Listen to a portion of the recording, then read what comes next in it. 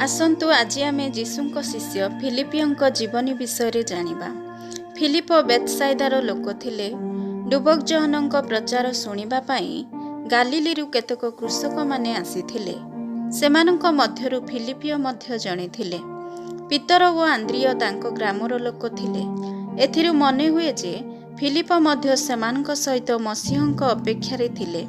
से जे साधु आंद्रियଙ୍କ मुखरु प्रभुଙ୍କ विषय सुनिबा पूर्वे हुएत जीशुଙ୍କ निकटकू आसीथिले। सेथिपई प्रभु तांकू देखिबा मात्रे मो पश्चात आस बोली डाकिले। प्रभु तांकू डाकिबा मात्रे से प्रभुंकर पश्चातगामी होइथिले।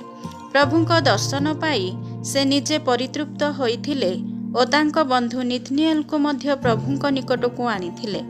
प्रथम तिनि सुसमाचार रे एहांक विषय किंतु मिले नाही।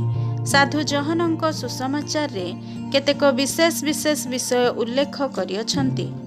सेथि मध्यरे फिलिपियंक नाम अछि, जथा प्रांतर रे 5टी रोटी और 2टी माछ विवरण रे एही फिलिपियो जीशुଙ୍କୁ देखिबाकू पाई कहिथिले कि एमानंक पाई 100 टंकार रोटी यथेष्ट हेबो।